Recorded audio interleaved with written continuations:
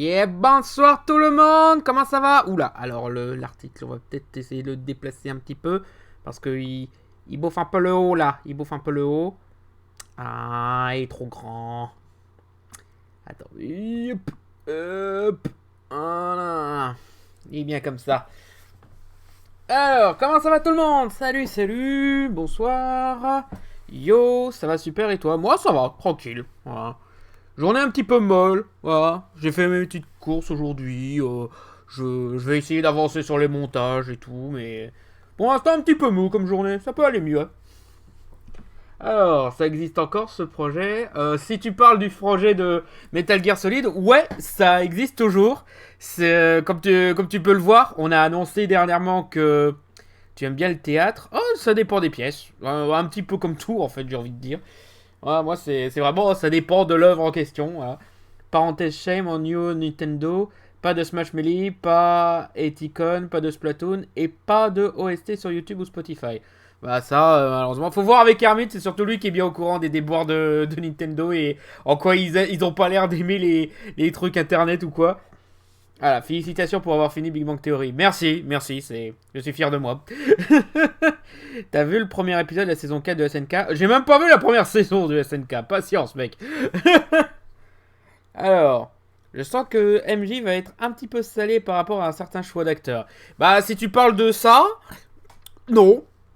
Non, non, en fait, Oscar Isaac en Solid Snake, comme ça a été annoncé dernièrement, moi je trouve que ça peut le faire. Il a la bonne tronche qu'il faut, il a l'âge qu'il faut, il a le talent qu'il faut, surtout, voilà.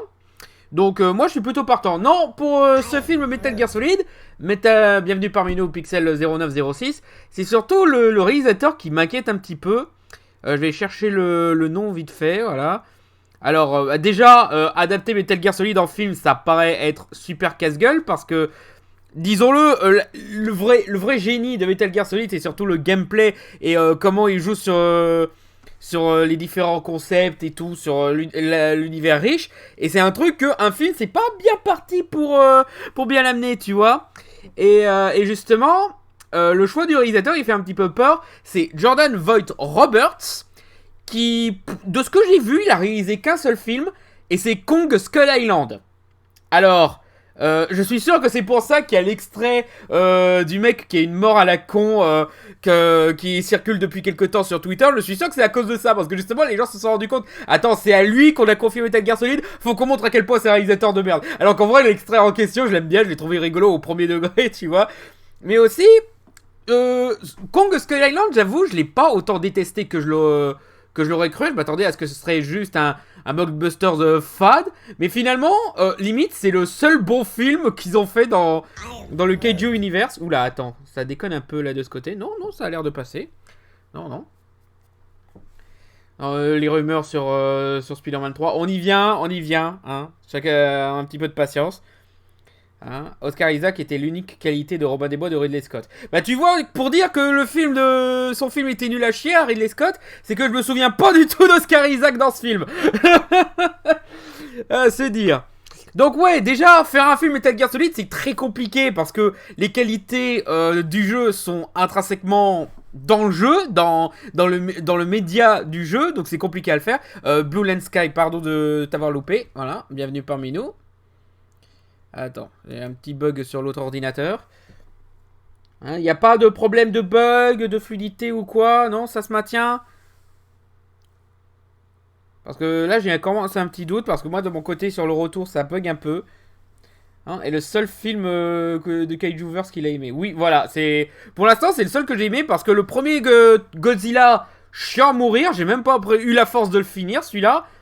Et le dernier, il se lâchait un peu plus, mais du coup, ça rendait encore plus impardonnable le fait qu'on perdait du temps avec des personnages humains chiants et qu'on planquait l'action un maximum. C'est genre... au bout d'un moment, quand t'assumes ton délire, pourquoi tu l'assumes pas, quoi? Je comprends pas. Mais Kong Skull Island, non seulement il assumait son délire, mais aussi, là, les personnages humains, ils étaient pas chiants, tu vois. Ils ont réussi... à rendre les personnages vraiment attachants, vraiment charismatiques, à leur donner de bons arcs et tout. Bienvenue parmi nous, Perse Doc Live. Donc du coup, ouais, pour l'instant, c'est le plus correct du Kaiju Universe, même si ça veut pas dire grand chose.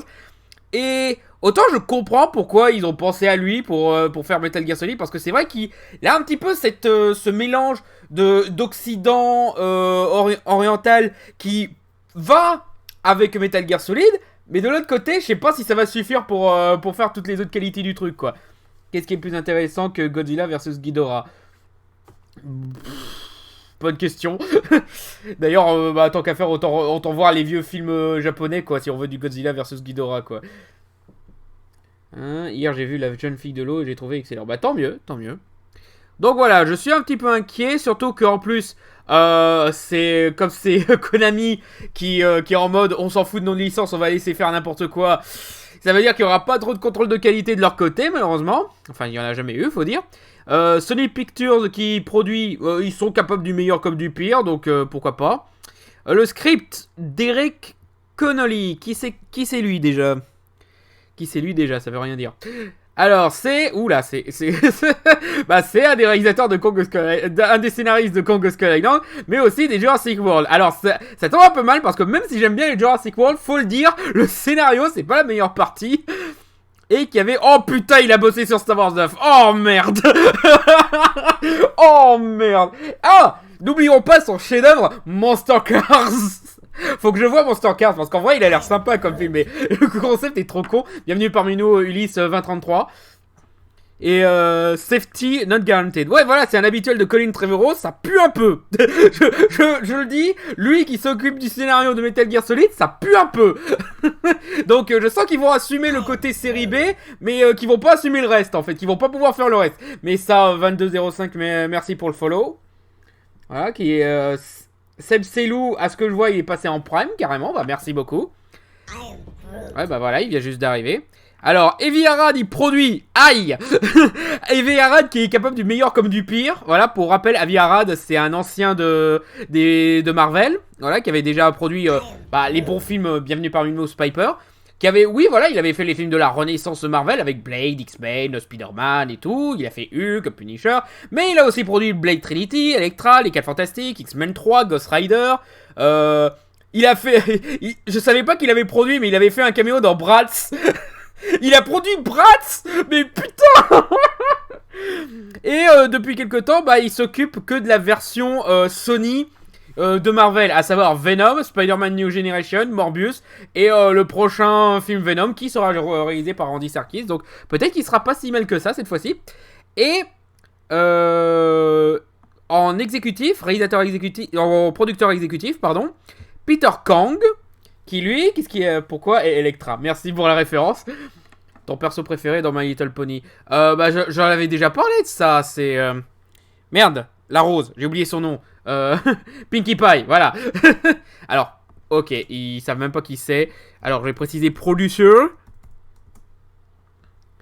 Alors, attends, je rejoins Columbia, mais attends, mais c'est à nouveau.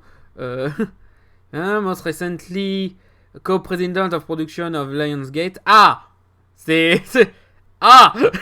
Mais Lionsgate, c'est pas vraiment les meilleurs de. Alors. Il a passé 17 ans à 20th Century Fox, où il a supervisé la franchise de La Planète des Singes, d'accord, Gone Girl, très bien, le Labyrinthe, aïe. Le Labyrinthe, là, c'est plus aïe. Donc, ouais, pas très rassuré avec cette équipe. On peut être surpris, hein, après, on peut être surpris.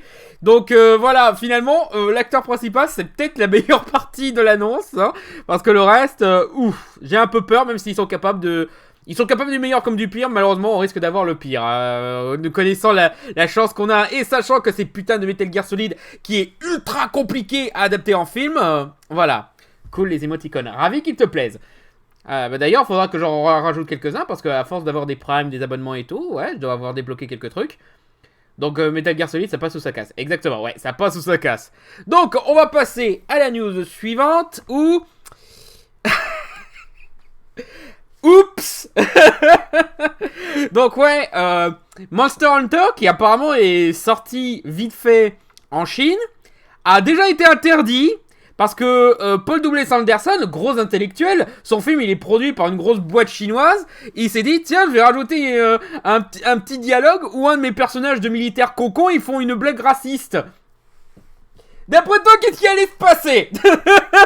Je sais pas c'est quoi le plus con. Le réalisateur qui s'est dit tiens ça va passer comme dialogue. Non, le scénariste aussi parce que faut que le scénariste il écrive ce dialogue. Que le réalisateur il soit ouais genre ça va passer. Que les producteurs chinois donc qui devraient savoir un petit peu ce que c'est. Merci pour l'abonnement Chouette Blanche. Qui devraient savoir que ça risquait d'arriver parce qu'ils connaissent bien le milieu. Qui se disent aussi ouais ça passe.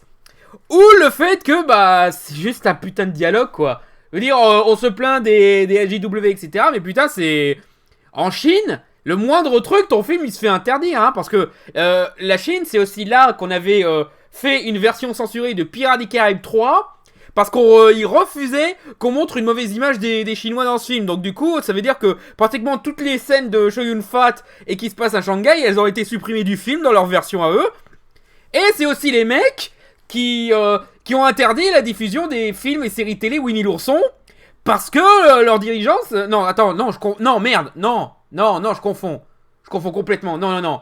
Mais quand même, le coup de... Putain, j'ai failli faire une connerie raciste. Non, c'est en Corée qu'ils ont fait ça, si je me souviens bien. Ouais, bah qu'est-ce qu'ils avaient censuré d'autre? Ah bah oui, ils avaient censuré Star Wars 9 à cause d'un baiser lesbien ou des trucs comme ça, voilà.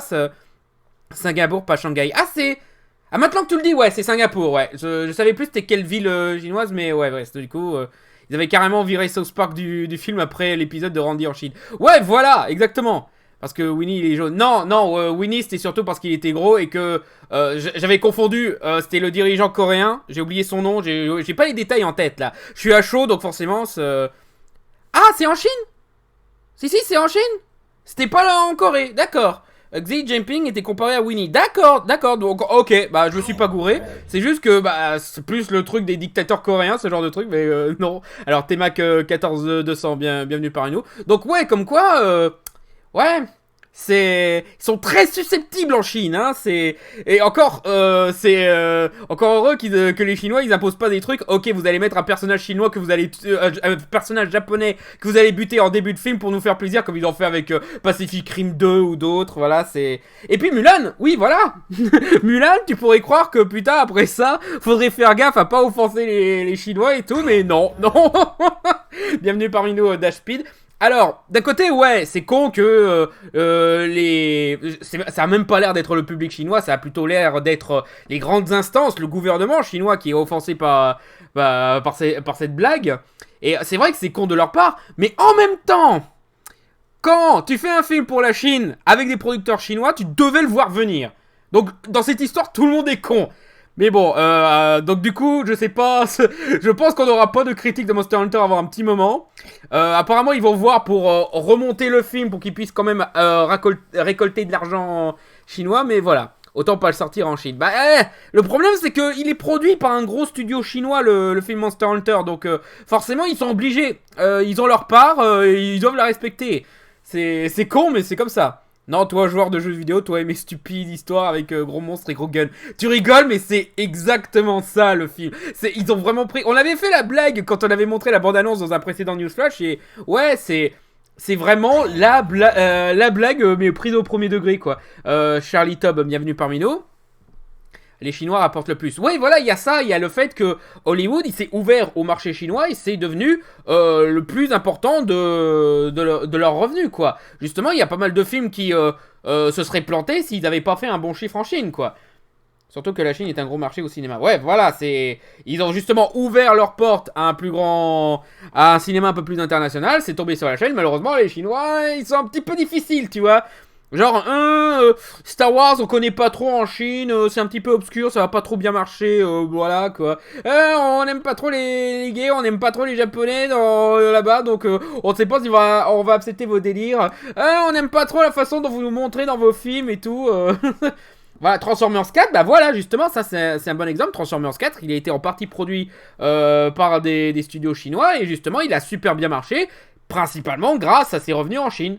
Et aussi parce que Michael Bay s'est bien agenouillé devant toutes les demandes de la Chine. Genre, ouais, faut que tu fasses un truc où on montre que tous les Chinois là-bas ils sont super badass ou quoi, voilà. Qui demande un film Monster Hunter avec des Kalash et des lance-roquettes? Paul W. Sanderson et Mila Jovovich, voilà qui demande. sont un peu difficiles en Chine. Quel doux euphémisme. Oui, je sais. Je suis quelqu'un de très naïf, de très optimiste. Donc forcément, moi, quand les mecs sont prêts à censurer tout un film pour une simple blague nulle, moi, je suis genre, ah, ils sont un petit peu difficiles. Ils ont censuré Star Trek Beyond avec son couple gay. Mais oui, ils sont très censure des gays en Chine. Il y a ça aussi. Donc du coup, ça ouvre pas beaucoup de trucs. Faut pas prendre de risques si tu veux faire un film en Chine, quoi. Et du coup, ouais, dans cette histoire, tout le monde est con. Les Chinois qui censurent tout et n'importe quoi pour un rien, mais aussi les producteurs et les réalisateurs et scénaristes qui devaient savoir que s'ils faisaient ça, ils allaient avoir la merde. Bah, pour le coup, ouais, ils ont eu la merde, mais bien comme il faut, quoi. Limite, si le film il se plante, il rapporte pas un saut, ce sera à cause de ça, hein. Alors, tu connais Primal, la série britannique? Ouais, j'avais vu quelques épisodes de la première saison, mais ça remonte un peu. Après, les Kalash et les lance-roquettes ont pas l'air de marcher sur les monstres, donc autant ce serait qu'une faible partie du film. Je pense que c'est ce qu'ils vont faire, justement. Les militaires, ils vont débarquer dans ce monde, ils vont voir que leurs armes, elles servent à rien, donc ils vont s'adapter à d'autres armes, mais quand même, c'est chiant de devoir passer par là, ça sert à rien, quoi. Autant se centrer directement sur des personnages qui vivent dans cet univers, quoi. Pour citer K en full, on est con. Bonne citation. C'est vrai que c'était un très bon dialogue. Donc ouais, ils ont aussi censuré le film Sonic. C'est possible, mais je sais pas ce qu'ils ont censuré exactement. C'est fort probable. Hein. Encore une fois, en Chine, on censure tout et n'importe quoi pour n'importe quelle raison. Donc c'est possible que Sonic aussi y soit passé. La preuve, en Chine, une auteure a été condamnée pour obscénité à cause de la communauté Yahoo sur une œuvre malgré son gros succès. Bah ouais, voilà. Alors, Zibuglu, merci pour le follow. Pour Primal, il voulait parler de la nouvelle série de Gandhi. Ah oui, la série d'animation avec les hommes de Cro-Magnon. Pas encore eu le temps de la voir, mais ça a l'air pas mal. Alors, on va passer à la news suivante. Alors là, c'est une grosse news et une news assez rigolote.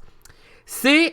dégage-toi. Voilà, c'est HBO et Warner qui ont annoncé que les plus gros films qu'ils avaient prévus pour 2021 et même un petit peu 2022, parce que dans le lot, il y a quand même Matrix 4, qui, voilà, il était bien parti pour sortir en 2022, vont sortir en simultané sur HBO Max et en salle, de la même façon qu'ils ont fait avec Wonder Woman. Ce qui, déjà, c'est très risqué, parce qu'on ne sait pas si c'est une bonne méthode. Ça me paraît être un bon compromis en période de Covid, de pandémie, de confinement, de faire simultané sur le truc de cette plateforme et les salles, parce que justement, si les gens ils veulent pas prendre le risque, on va pas encourager les gens à sortir alors qu'il y a le virus et tout. Voilà, on avait parlé de Elliot Page la dernière fois. Non, parce que je voyais pas trop l'intérêt d'en parler, parce que c'est cool qu'il ait pu faire son coming out là-dessus. Et en espérant que ça va pas gêner à sa carrière et qu'il continue à faire de bons films et qu'il continue à jouer dans Umbrella Academy et tout. J'avais hésité à en parler par rapport au truc de comment ils vont se débrouiller pour la saison 3 d'Umbrella Academy. Mais comme apparemment elle est déjà tournée, ça semble être réglé. Et du coup, si ça se trouve, dans Umbrella Academy, ils ont prévu le coup. Ils vont faire un arc où justement il va faire son coming out. Donc je pense que ça va aller. Je pense que ça va aller dans ces cas-là. Et c'est du coup pour ça que j'ai pas voulu parler de ce sujet-là. Parce que j'avais pas grand chose à rajouter. Alors, Soldat Trip 1-1, bienvenue parmi nous. Bon, donc ouais, leur plus gros film, sauf The Batman et d'autres blockbusters par-ci par-là. Vraiment, c'est les gros blockbusters et les films dont ils étaient pas sûrs. Ils les mettent en simultané sur HBO Max et Warner. Et autant je comprends en période de pandémie, mais c'est peut-être moi, encore une fois, qui suis trop naïf. Mais peut-être que d'ici à ce que Matrix 4 sorte... le confinement, il n'y aura plus besoin. Peut-être qu'on aura réglé le problème de pandémie et tout. Donc du coup, est-ce que c'est vraiment malin de faire ça? Et surtout, on n'est pas encore sûr que cette méthode de sortie simultanée, ça marche. Parce que pour l'instant, le seul à avoir fait ça, c'est Wonder Woman. Il n'est pas encore sorti, le film. Donc on devrait peut-être faire gaffe. Au cas où la méthode, elle marche pas, peut-être qu'il faudra changer de méthode. Mais de toute façon, ils sont déjà en train de s'en mordre les doigts. Parce que tout de suite après... T'as Legendary qui était genre... Non mais attendez, quoi? Vous mettez le film qu'on a dépensé des tas d'argent pour le faire sur votre connerie d'HBO Max et vous nous prévenez pas? Oui, voilà, Legendary qui est une boîte de production avec qui Warner s'est associé pour un bon paquet de films, je crois, notamment qu'ils ont fait quelques Christopher Nolan, ils ont fait justement le Kaiju Universe, notamment. Je crois qu'ils... Oui, j'ai plus la liste des films, mais voilà, c'est quand même un gros studio. Et ils avaient fait... pour Warner Bros. Pour les prochaines années, Dune et Kong versus Godzilla. Voilà, et justement, eux, ils sont pas trop d'accord que ces films-là, Pacific Rim. Oui, voilà, c'est vrai, ils ont aussi fait Pacific Rim, justement. Et justement, ils sont pas trop d'accord que leur film, sans prévenir, ils vont se retrouver sur HBO Max, alors que eux, ils voulaient que ça sorte sur grand écran. Donc ça veut dire que cette décision, elle a été prise sans prévenir. Mais genre, la moindre des choses, je veux dire, ça les concerne, c'est les producteurs, quoi. C'est les mecs qui, justement, les sous, ils aimeraient bien savoir comment ça va se débrouiller. Justice League Snyder Cut doit aussi sortir sur HBO Max. Oui, il y a ça en plus. J'ai un petit peu l'impression que toute cette situation, c'est à cause de Justice League Snyder Cut. Parce que, comme j'avais déjà expliqué plus d'une fois dans les lives, ce projet, c'est un gouffre à pognon. Il y a tous les spécialistes et tout qui sont en train de se dire mais putain, mais comment vous allez rendre ça rentable, surtout sur HBO Max. Et j'ai l'impression que Warner, ils sont en train de faire ça, que au-delà du truc de la pandémie, ils sont en train de faire tout et n'importe quoi pour attirer un maximum de monde sur HBO Max, genre en mettant des gros films qui étaient super attendus, comme Wonder Woman, Dune, Godzilla, Matrix 4, etc. HBO Max à 15 balles par mois, ça fait envie. Ouais, c'est vrai que ça pose un petit peu problème, ça. Donc je me demande s'il y a un petit peu de ça, si qu'en plus du fait que Warner, comme tous les autres gros studios d'Hollywood, ont mal au cul parce qu'ils n'ont pas sorti beaucoup de films cette année et qu'ils essayent de compenser leurs pertes en faisant de la sortie sur les plateformes de streaming et tout. Ça, bienvenue parmi nous, Satanas Vult. Mais qu'en même temps, ils essayent pas aussi de compenser les pertes qu'ils vont sûrement avoir à cause de Snyder Cut avec tout ce bordel. Donc, tu vas faire une critique des Tuches 4 quand il sortira? Je sais pas. Parce que moi, j'ai un avis assez particulier sur la saga des Tuches, mais je sais pas si ce sera pertinent et si j'aurai le temps de le faire d'ici à ce que le 4 le sorte. Mais bon. Alors, c'est con tout ça parce que quand même des contenus originaux à côté. Bah oui, il y a ça aussi. Ils ont sûrement des trucs qui sont très intéressants. Et bien sûr, il y en a déjà d'autres qui sont en train de le dire. C'est qu'ils se sont aussi mis à dos Christopher Nolan. Bienvenue parmi nous, Bill Bob SBFF. Donc ouais, un de leurs réalisateurs les plus populaires et appréciés est en train de dire non mais vous faites de la merde là. Alors je suis pas trop d'accord avec la façon dont il les dénonce parce que il dit ouais ça n'a pas de sens financier. Si, ça a un sens financier, c'est juste extrêmement égoïste, extrêmement lâche et voilà quoi, c'est t'arnaques un petit peu ceux qui avaient rempli des contrats et qui voulaient justement partager les sous avec les distributeurs et tout quoi. Doyono FKC, bienvenue parmi nous. Parce que là, les salles de cinéma, ça va les tuer. Oui, voilà, ceux qui disent c'est horrible, ça va tuer les cinémas, justement, c'est ce qu'ils critiquent. Là, par contre, là où je suis d'accord, c'est que ces films ont été faits pour être vus sur grand écran. Alors certes, c'est très con qu'on soit en période de pandémie, hein, je dis pas non plus qu'ils ont complètement tort et qu'ils ont des intentions malhonnêtes chez Warner, mais voilà, c'est quand même dommage que ce travail il se retrouve sacrifié de la sorte, alors qu'on pourrait juste attendre que ça se tase, attendre que les salles de cinéma soient à nouveau sûres, etc. Il suffit juste de se serrer un petit peu la ceinture, tout le monde fait ça. Warner, ils supportent pas de perdre autant de pognon parce que justement ils ont l'habitude de gagner énormément de pognon et du coup dès qu'ils perdent un petit peu moins ils paniquent. Mais là c'est normal, tout le monde perd du pognon avec cette histoire de pandémie, c'est normal, il suffit juste de se préparer, de faire des trucs, etc. De voir d'autres façons de compenser au lieu de tout sacrifier et de changer le mode de faire et tout quoi. Qu'est-ce qu'il fait à Godzilla versus King Kong là? Bah il leur tire le tapis rouge pour les faire tomber en fait. Parce que justement c'est ce qu'il est en train de dire, bienvenue parmi nous Gaga2467, c'est que les films qui se font bazarder de la sorte, ils vont avoir un traitement voilà pas très appréciable au niveau tout ça pour dire qu'ils sont presque en train d'inciter le plantage de ces films en faisant ça. Parce que HBO Max, c'est pas une plateforme super répandue. Il n'y a pas énormément de personnes qui sont abonnées. Et en plus, pour l'instant, c'est une exclusivité américaine. Donc du coup, en faisant un simultané et tout, ça veut dire que ils vont perdre de l'argent parce qu'il n'y aura pas autant de gens qui iront le voir au cinéma. Mais aussi, il n'y aura pas autant de gens qui iront le voir sur HBO Max. Donc voilà quoi. Je comprends que ça inquiète. Mais après, voilà, c'est juste qu'on est dans une situation compliquée où il y a un petit peu à la fois tout le monde qui a tort et raison. Et encore, histoire de retourner le couteau dans la plaie, il y a même... Non, ça, oui, voilà, c'était une autre news pour montrer un petit peu le texte, voilà, où je suis pas 100% d'accord parce que ça a un sens financier, c'est juste que c'est très lâche. C'est surtout ça le problème, et surtout, ils sont en train de laisser tomber le cinéma pour se sauver eux-mêmes. C'est ça l'intérêt pour eux.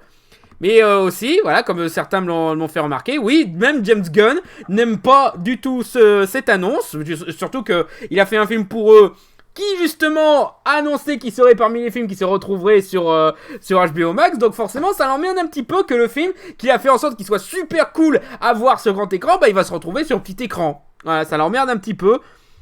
Mais voilà, encore une fois, la situation de pandémie, je comprends qu'on essaye de trouver des solutions, mais c'est peut-être trop drastique. Voilà, le faire pour un film à la fois, genre une fois Wonder Woman, pourquoi pas. Une fois Sacrée Sorcière, pourquoi pas. Mais quand tu commences à annoncer plusieurs gros films d'un coup, surtout des films qui ont demandé beaucoup d'efforts et d'argent, c'est risqué. Surtout quand tu sais pas encore si c'est profitable comme compromis, quoi. D'ailleurs, Nolan avait gueulé sur ce choix de mettre des films sur HBO. Bah, justement, c'est ce que je dis. Lui aussi, il a critiqué la décision de Warner de mettre tous ses films sur HBO parce que, justement, beaucoup de réalisateurs ont fait en sorte que ces films soient faits pour être vus sur grand écran et que les mettre sur HBO Max, bah, ça va gâcher ça et ça va décourager les gens à aller en salle. Parce que, justement, c'est les réalisateurs là qui sont en train de se plaindre de ça, les Legendary et tout. Ils essayent justement d'empêcher Warner de tuer les salles de cinéma. Genre, non, faites pas ça, laissez les salles de cinéma vivre, laissez-les profiter remplissez votre contrat, quoi. Vous avez des contrats avec des salles de cinéma qui vous disent que vous devez distribuer leurs films chez eux pour qu'ils puissent se faire de profit et tout. Vous avez rempli les contrats et tout. Commencez pas à tout rogner juste parce que vous avez peur de perdre de l'argent, quoi. Vous avez parlé de Octopus, pas encore, on y vient. Pour une sortie avec très peu de recettes au box-office, comme par exemple Tenet. Oui, mais tu vois, Tenet, encore une fois, les revenus, c'est à cause de la situation. Donc, je comprends que oui, ils essayent de compenser les pertes, mais c'est pas la meilleure des solutions. C'est juste, limite, à force, ils vont finir par prendre l'habitude. Et là, même quand la pandémie sera réglée, on aura vraiment plus besoin d'aller en salle de cinéma. Et là, on aura tué les salles de cinéma. Et c'est vraiment dommage, quoi. Voilà, hashtag save big screen, exactement, voilà. Alors, même si je n'attends pas, je dois dire que je préfère voir Godzilla vs King Kong au cinéma. Bah oui, les mecs, ils font des efforts pour que les créatures soient gigantesques, qu'elles rendent bien en IMAX et tout. Il y a ça aussi. La plupart de ces films, ils sont tournés en format IMAX. Mais le format IMAX sur ton écran, tu t'en fous. Format IMAX, c'est surtout dans les grands écrans de salles de cinéma que ça vaut le coup. Donc, voilà quoi, ça pose un petit peu problème de mettre ça sur HBO Max, quoi. Voilà. Alors ensuite, en autre news, voilà, on va en parler. Il y a ce truc qui est tombé, qui a fait remuer tout le monde. L'IMAX égale poubelle. Ah bah non, commencez pas à jeter l'IMAX, quoi, c'est bien l'IMAX. Donc ouais, le prochain film Spider-Man du MCU, Spider-Man casse-toi de chez moi, on va dire, a annoncé que Alfred Molina reviendrait pour jouer Dr. Octopus. Alors... certains étaient genre, quoi, mais c'est quoi ce bordel, ça n'a pas de sens, et d'autres sont carrément, ouais, ils vont faire Spider-Verse et tout. Alors, pour la millième fois, on a déjà annoncé qu'ils avaient aucun plan pour faire un truc à la Spider-Verse. Voilà, les rumeurs sur Andrew Garfield et Tobey Maguire, elles ont déjà été balancées avant, elles ont déjà été démenties. Et de toute façon, le film est déjà en train de se tourner, donc ils n'ont pas le temps. Non, ce que je pense surtout avec Alfred Molina, c'est que les mecs, ils essayent de faire les Sinister Six depuis un moment. Voilà, ça fait depuis The Amazing Spider-Man qu'ils essayent de teaser ça. Et pour Marvel, bien entendu, ils essayent d'amener ça à la façon des Avengers. Bah, d'ailleurs, Amazing Spider-Man essayait aussi de préparer ça à la façon d'Avengers, vu que les Sinister Six devaient avoir leur propre film de leur côté pour préparer tous les films et ensuite faire un crossover avec Spider-Man. Ce qui est un petit peu con comme façon de faire, mais bon, c'est Sony, ils essayaient de trouver une solution et tout. Et le truc, c'est que le MCU, ils essayent de faire pareil. Ils avaient déjà mis ça en place dans Homecoming, où il y avait 3 méchants membres des Sinister Six qui étaient préparés, à savoir, bien entendu, le Vautour, mais aussi Shocker, qui est censé revenir, et Scorpion, voilà, qui était teasé dans une scène post-générique, notamment. Et comme Far From Home... a perdu du temps avec un méchant qui à la fin il meurt, donc du coup on va pas pouvoir le faire revenir pour en faire un membre des Sinister Six, et que du côté de Sony qui essaye de faire des spin-offs sur les méchants, et que apparemment Marvel essaye d'en profiter pour utiliser quelques méchants pour les Sinister Six, vu que ça a pas l'air d'être trop confiant par rapport à ces films qui ont l'air nuls à chier, ils ont l'air de vouloir faire leur truc de leur côté. Et du coup, pour tout ce qu'il en reste, pour créer une sensation, voilà, un événement crossover unique, oh là là, il y a tel mec qui revient, et ben c'est de faire revenir des personnages qui ont été faits dans les précédentes versions de Spider-Man. C'est aussi pour ça qu'on a annoncé Jamie Foxx qui revient dans le rôle d'Electro pour le même film, quoi. Et du coup, ils vont faire ça pour remplir les quelques cases de Sinister Six qu'ils n'ont pas remplis. Donc, il y a des chances qu'on annonce aussi William Dafoe en bouffon vert qui revient, voire qui y aurait d'autres. Thomas Hedchurch, non, je pense pas qu'il reviendrait. Peut-être que si, ouais. Et ils feront revenir la version Venom de Spider-Man 3. Ce serait rigolo, ce serait très rigolo. Imagine le retour de Bully Maguire. Je veux Non, je déconne.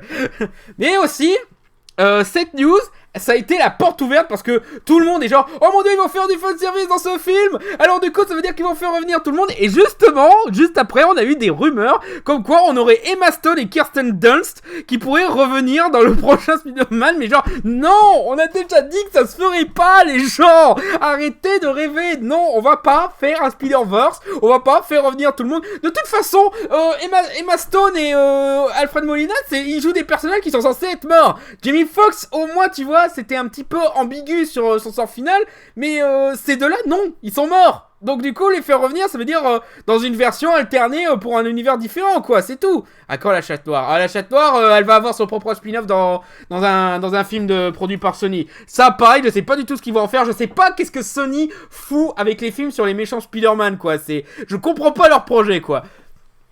Et aussi, qu'est-ce qu'ils ont annoncé aussi? Ah bah oui, tant qu'à faire. On prétend que Charlie Cox aussi va revenir en Daredevil. Mais mais tout le monde va revenir. Il y a Charlie Cox qui va revenir, il y a Tobey Maguire qui va revenir, il y a Eric Bana en Hulk qui va revenir, il y a que d'autres. Allez, on a un petit peu de place, on va faire revenir Nicolas Cage en Ghost Rider. Allez, on va faire revenir les 4 Fantastiques avec Jessica Alba. On va aussi faire revenir Jésus et tout. Non mais mec, au bout d'un moment, non. C'est juste tel acteur qui revient. Commencez pas de suite à dire voilà, on va faire revenir tous les acteurs qu'on aime, quoi, merde.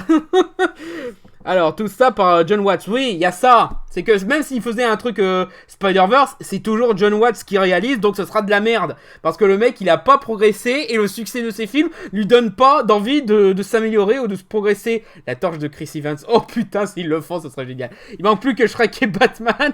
Spider-Player One, pas mal. Everyone is here. Pour moi, Sinister 6 sont confirmés parce qu'ils ont mis Electro, qui a le seul vilain qui fait partie de toutes les versions des Sinister 6. Ouais, mais je crois que dans la version Amazing Spider-Man, ils avaient prévu de le remplacer par genre Kraven ou le vautour ou quelque chose. Voilà, parce que dans le générique de fin qui teasait les Sinister 6, tu voyais qu'il n'y avait aucune trace pour Electro, quoi. Il teasait un tas d'autres méchants, mais lui, non. Et donc, je pense que dans les Amazing, il était censé être mort définitivement. Mais comme ils l'ont fait de façon un petit peu ambiguë, ils peuvent toujours le faire revenir en expliquant que voilà, il vivait dans l'électricité, il est revenu, il s'est retrouvé dans un univers parallèle, je sais pas quoi. Les fanboys du MCU, c'est comme les fanboys de Pokémon, le moindre micro-détail suffit à leur faire croire qu'il y a des teasings pour un gros truc alors que c'est pas vrai. Ouais, je suis pas trop au courant de la commu Pokémon, mais j'imagine. Dolph Lundgren en pleurnicheur. Oui, je veux trop Dolph Lundgren en pleurnicheur, ce serait trop bien. Everyone is here, sauf Wally G, comme ça doit être. Oh. Et là, ils remettent l'homme sable. Pourquoi pas? Pourquoi pas? Il y avait le vautour et Octopus. Ouais, dans le teasing, il y avait aussi Kraven, de ce que je me souviens. Ah, c'est Love of Fury. Non, ça, je pense qu'ils le gardent pour le Doctor Strange où ils vont mélanger les univers, quoi. Alors, John Watts égale zéro créativité. Déjà qu'ils font revenir les morts, c'est quoi la prochaine étape? Adapter l'univers zombie. Parle pas de malheur, mec. Parle pas de malheur. En vrai, faut voir Doctor Strange 2 par Sam Raimi. Mais oui, il y a ça aussi que je trouve un petit peu con, c'est que ils ont Sam Raimi qui voit un film Doctor Strange pour eux, et à côté de chez lui, ils te font revenir tout le casting du premier Spider-Man, quoi. Enfin, soi-disant, encore une fois. Donc du coup, moi, c'est pour ça que j'y crois pas trop, parce que pourquoi il ferait ça? Ça a pas de sens, quoi. Justement, Sam Raimi, il est passé à autre chose, il a pas l'air d'être intéressé de refaire du Spider-Man, donc voilà. En fait, le Spider-Man du MCU, c'est comme Super Smash Bros. Je veux je veux ça. Exactement, ouais. Il y a tout le monde qui essaye d'y mettre un petit peu ce qu'ils veulent, notamment Charlie Cox en Daredevil. Et tu vois, Charlie Cox dans Spider-Man 3, encore, je veux bien. Pourquoi pas? Parce que c'est vrai que Spider-Man et Daredevil sont un petit peu liés. Le problème, c'est qu'ils vont sûrement massacrer le personnage parce que, vu comment il était dans la série Netflix, ça m'étonnerait qu'il soit repris comme tel dans les films Spider-Man, mais...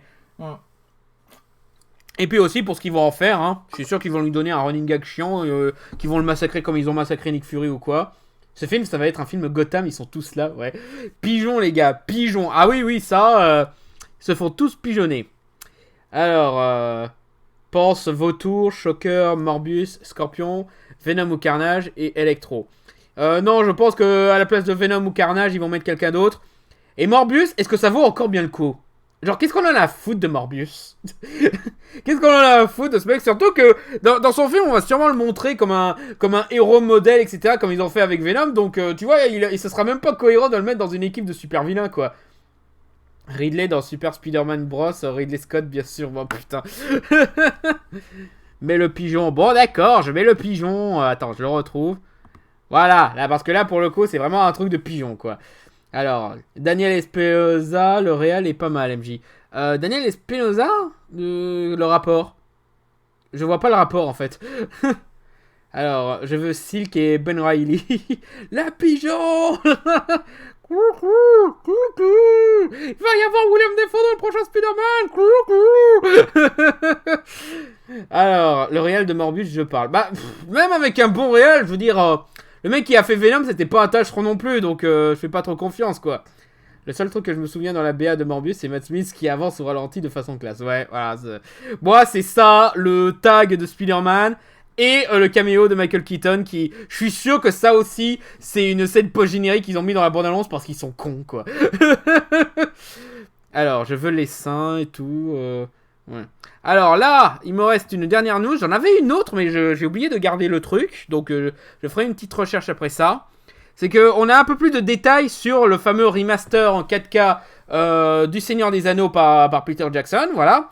Qui explique que l'une de ses motivations pour cette remasterisation, c'est d'accorder l'esthétique des 6 films. Ce qui... Alors, je comprends l'intérêt, mais c'est un petit peu casse-gueule parce que justement... l'un des charmes des premiers Seigneurs des Anneaux, c'est que justement tu peux voir le style des films de cette saga s'améliorer de film en film. Donc je comprends qu'ils veuillent que ça garde un côté uniforme, voilà. Mais ça sent un petit peu le George Lucas, tu vois. Surtout que quand il parle des effets spéciaux qu'il faudrait refaire, etc. Alors autant pour le peu qu'on voit de Gollum dans le premier Seigneur des Anneaux, je veux bien parce que c'est vrai qu'au final sa tronche ça avait rien à voir, mais... ton préféré de la saga du Seigneur des Anneaux. J'hésite entre la communauté et les deux tours, tu vois. Le retour du roi, il est super, mais voilà, quoi. Il y a des trucs qui me charment encore plus dans les communautés de l'anneau. Et dans les deux tours, je sais pas, il y a le côté un peu plus claustro, pressé et tout, qui me plaît bien, voilà. Mais sinon, en soi, les 3 films sont excellents, hein. Il y a pas à débattre là-dessus. Voilà, justement, il explique, j'ai réalisé à quel point ils étaient incohérents entre eux. Le premier Seigneur des Anneaux a été tourné il y a 20 ans en 35 mm. La colorimétrie a été faite à l'ancienne de façon photomécanique pour le premier film. Et puis, nous sommes passés à un étalonnage numérique à partir du négatif pour les 2 films suivants. C'est vrai que si tu regardes bien, l'esthétique... du tout premier film et du deuxième, il a un petit peu changé, ce qui est dû au fait que, entre temps, ils ont gagné beaucoup de sous grâce au succès du premier film, et du coup, ils en ont profité pour peaufiner encore plus le film, et mettre encore plus d'ambition dans les effets spéciaux, et se permettre d'être beaucoup plus poseur dans la mise en scène. Et... ouais, je comprends qu'ils veuillent aligner tout ça, mais c'est quand même un petit peu dommage, parce que justement, tu pouvais voir le côté plus brut de la communauté de l'anneau comme un truc qui va avec le charme de cette saga, qui justement a été construite petit à petit, quoi. L'idée étant que les 2 sagas soient raccords visuellement parlant, mais aussi au niveau du son. Alors je suppose que, ouais, il va faire un petit peu... bienvenue parmi nous, Kazaru DDD. J'ai l'impression qu'il nous fait un petit peu comme George Lucas, mais... en moins grave, tu vois, parce que George Lucas, quand il avait fait ses éditions spéciales, c'était plus en mode, tiens, je vais rajouter des trucs qui font un petit peu tâche parce que maintenant je peux le faire, tandis que là, c'est plus essayer d'accorder l'ensemble, ce qui me paraît beaucoup plus cohérent comme truc, mais voilà, quoi. Et là, t'as Denethor qui est remplacé par Jabba the Hutt en CGI. Ouais, voilà, je pense pas qu'ils vont aller jusque-là, mais voilà, quoi. Au moins, tu vois, le pire qu'ils pourraient faire, c'est remplacer Gollum dans le premier Seigneur des Anneaux, et ça encore je veux bien parce que c'est vrai que Gollum il était pas super bien finalisé dans celui-là et que il était pas encore accordé sur la tronche qu'il aurait au final, quoi. Tu vois une suite à tout cela, MJ, quoi, au Seigneur des Anneaux, bof. Ça se finit bien, pas besoin de... Voilà. Les imperfections des effets spéciaux commencent à se voir. La technologie a beaucoup changé en 20 ans. En convertissant en 4K HDR, on a réalisé que des effets spéciaux ne vieillissent pas très bien. Ouais, mais encore une fois, c'est le charme de certains films, quoi. C'est justement marrant de se dire que, voilà, maintenant on voit un peu plus la tronche en plastique de Frodo quand il se fait porter par un troll ou quelque chose, quoi. Tu vois, c'est justement... C'est ça qui fait le charme de certains films, c'est que maintenant tu vois les petites techniques qu'ils ont fait, etc. C'est... Après, voilà, le côté perfectionniste de Peter Jackson, je comprends que ça lui pose un petit peu problème. C'est juste que il y a vraiment besoin, tu vois. Tu as entendu parler du novel I Am Not Starfire. Ouais, j'ai vu que les anti-AJW étaient triggered parce que, oh là là, une bande dessinée qui met en scène une femme grosse. Oh non, c'est pas possible. Bah si, c'est possible, Je veux dire, c'est pas la première fois qu'on fait ça. Ça me fait marrer parce que la bande dessinée pour laquelle j'avais fait de la pub qui me trauma, la nana, elle ressemble exactement à la gamine dans I Am Not Starfire. Et les quelques images que j'ai vues, je trouve qu'ils ont des idées intéressantes justement pour aller avec le fait que voilà, c'est une jeune fille qui est la fille de Starfire qui fait un petit peu sa crise d'ado parce que avoir une mère aussi parfaite, malheureusement, ça amène un petit peu de pression sur soi, sur son identité, sur son physique, etc. Donc, moi, je trouve ça intéressant, surtout dans l'univers des super-héros, et je me demande ce que ça va donner. Mais bon, les anti-AJW qui sont genre, un truc de super-héros avec un gros, c'est pour faire plaisir aux AJW. Bah non, c'est juste pour raconter une histoire, quoi. C'est même pas la première fois qu'on a un super-héros qui a un physique un petit peu de ce genre-là, quoi. Merde. Encore mieux, c'est ceux qui disent que... Oh là là, ils ont... c'était quoi déjà ah oui, c'est une gothique. Bah oui, mais c'est pas la première fois qu'on a un super-héros, encore moins de chez DC Comics, qui est gothique, quoi. Mais dans Freak Squill, on voit bien Valkyrie qui est un peu forte. Je pensais pas à Valkyrie, je pensais à Kim, dans Kim Trauma, justement. Parce qu'elle a un super pouvoir. Déjà, elle a un physique très ressemblant à la gamine. Elle est aussi un petit peu gothique. Probablement aussi un petit peu lesbienne, même s'il n'y a pas eu de truc pour le confirmer. Bienvenue parmi nous, Arun 1. Mais elle a un pouvoir où, quand elle mange un burger, elle gonfle et devient super forte. Et acquis des super pouvoirs. Et justement, moi je trouvais ça assez marrant. C'est une assez bonne idée. Voilà, j'ai pas encore lu le Kim Trauma. Bah, je te le conseille parce que c'est vraiment une très chouette BD. Et aussi justement ça utilise les codes du super-héros et leur univers pour justement faire des critiques sur le fait sur les pressions sociales, etc. Justement parce que la première histoire de Kim Trauma, c'est justement une jeune fille qui fait partie d'une famille de super-héros et qui justement sent un petit peu la pression sur elle et elle coince un petit peu au niveau de ses pouvoirs. Et du coup Kim Trauma va l'aider à s'assumer, notamment parce que elle assume ses formes notamment. Voilà, et un super combat à la Dragon Ball qui mélange psychologie aussi, voilà, mais ça je vais pas trop gâcher, quoi. J'ai vu une Kato qui a aussi réagi de façon salée. Elle ressemble même pas à Starfire. Pourquoi parler du fait qu'elle soit différente de sa mère à ce stade? Bah justement parce que les enfants ne sont pas la copie carbone de leurs parents. C'est toujours un truc intéressant à exploiter, quoi. Ils se plaignent que la fille de Starfire lui ressemble pas du tout, alors que tout le concept de la BD, c'est dans le titre. Bah oui, voilà, c'est justement assumé, c'est ça qui est intéressant dans cette histoire, justement.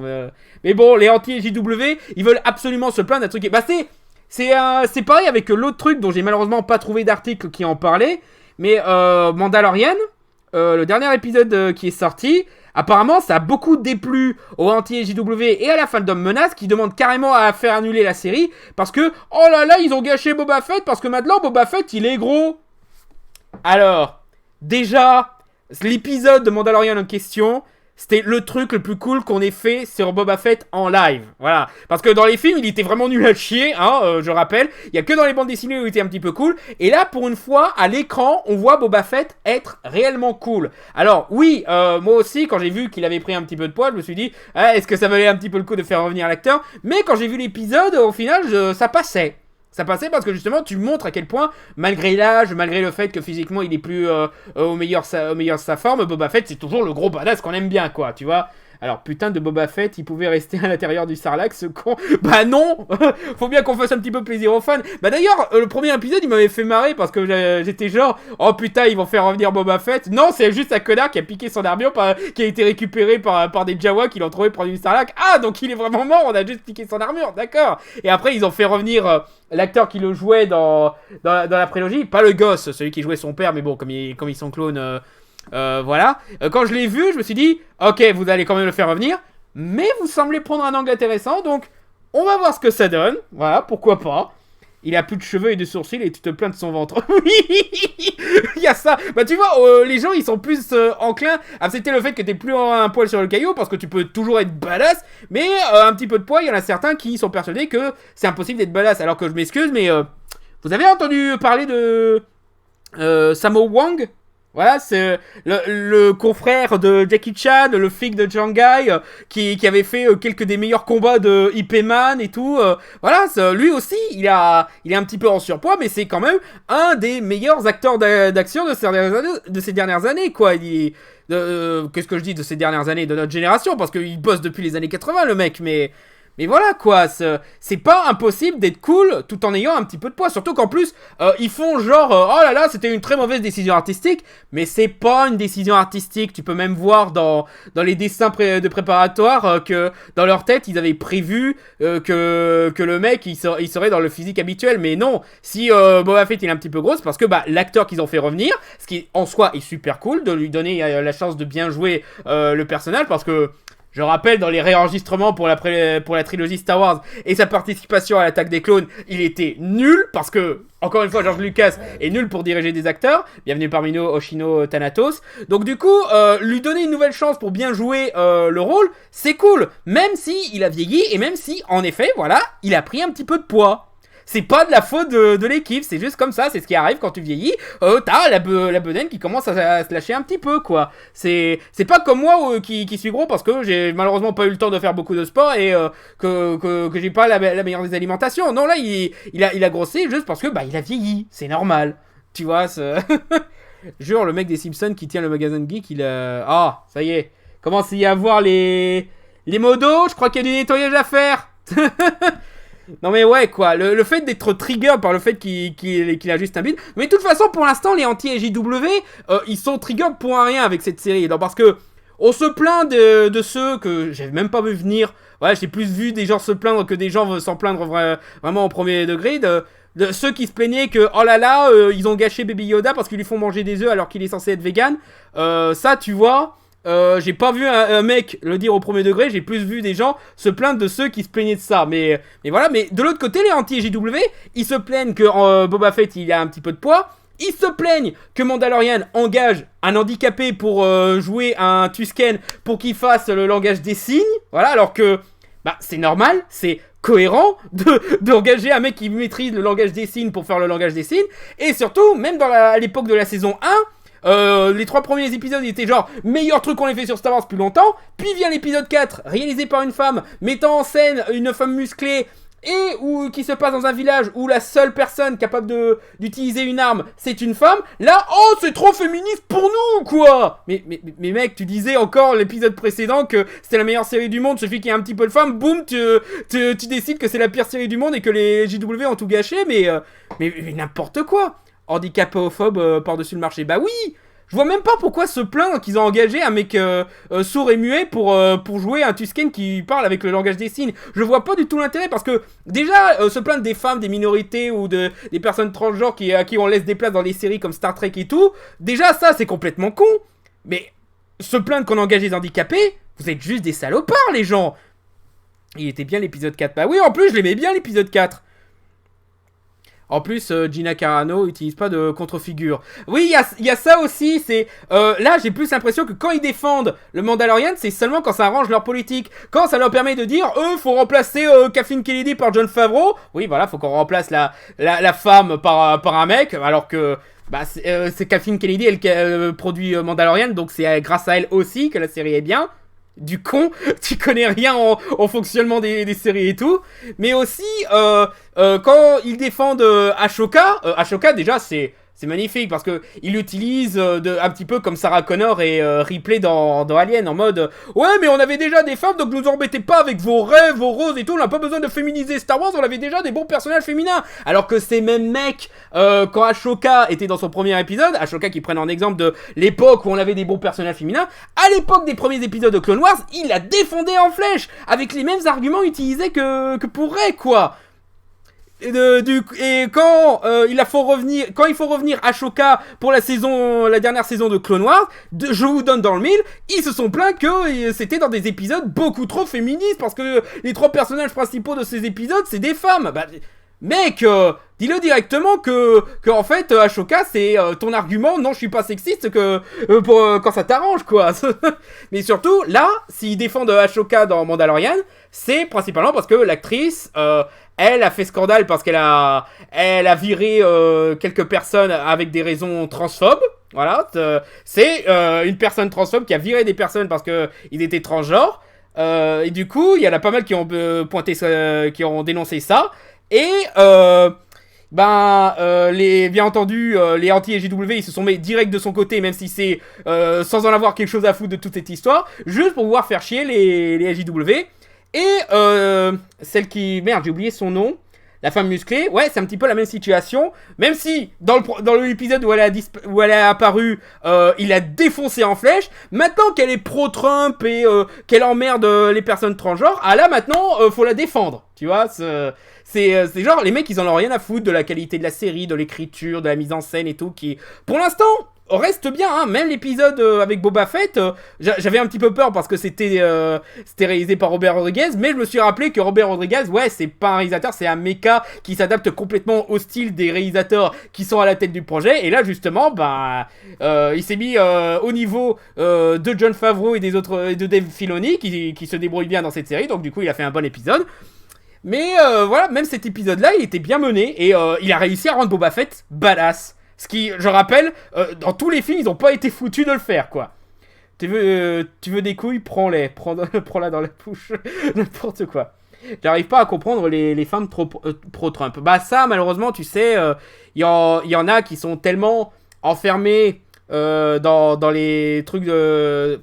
dans les pressions sociales, etc., qui sont obligés de s'adapter, quitte à soutenir des politiques qui essayent de les rabaisser, tu vois, parce que c'est s'adapter pour survivre, quoi, limite, tu vois, malheureusement, c'est le syndrome du personnage de Samuel L. Jackson dans Django Unchained. C'est un exemple très, très exagéré, j'en conviens, mais voilà, quoi, ça te montre que, bienvenue parmi nous au J-Paul 15, que y en a certains, ils sont obligés de se conformer à la discrimination et même soutenir cette discrimination parce que sinon, ils sont dans le corps d'en face et ils vont se faire détruire, quoi.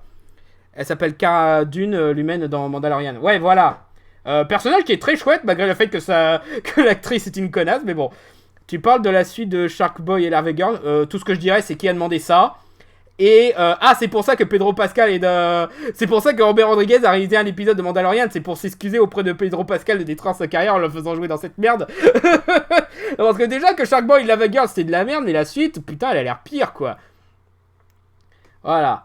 Oui, exact, mon cher Destroy Everything. Attends, qu'est-ce qu'il disait tu parles de la suite. Ah non, d'accord, c'était dans une autre discussion, d'accord. Je pensais que tu me demandais à moi ce que je pensais de Shark Boy et Lava Girl. Alors, rien à voir avec tout ça, mais une série Ace Attorney, je kifferais bien là. Bah, ça existe déjà et c'est pas terrible. Voilà, ils ont fait un animé et c'est juste copier-coller des séquences du jeu, quoi. Vince1410, bienvenue parmi nous. Alors, la liste que t'as montrée en vidéo, c'était l'intégrale ou juste un aperçu?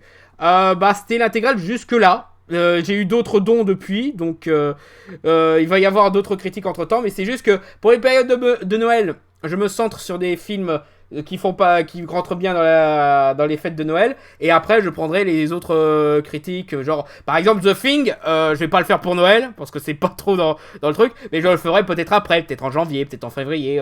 Voilà, je vais essayer de garder un rythme où je vais faire plus régulièrement les petites vidéos, et du coup voilà. Alors, tu dirais quoi d'une série live Fairy Tales? J'en ai rien à foutre parce que j'aime pas Fairy Tales, donc voilà. Alors, on peut faire une suite de ton film Shark Boy et Lava Girl, Rodriguez. Ok. Je vais faire une suite concentrée sur les gosses. Mais j'ai pas trop compris le commentaire, mais ok. Alors, il se passe comment le prochain Fermila? Il est en cours de montage, il me reste encore quelques trucs à tourner, mais il avance. Voilà, il y a des chances que j'arrive à le finir pour Noël, même si, voilà, comme je l'ai dit dans la bande-annonce, il y a des chances que j'ai du retard, etc. Malheureusement, un imprévu est si vite arrivé, donc voilà. The Thing, il y a de la neige et tout ça fait super Noël. Bah non. Non, c'est pas parce qu'il y a de la neige que c'est Noël, quoi.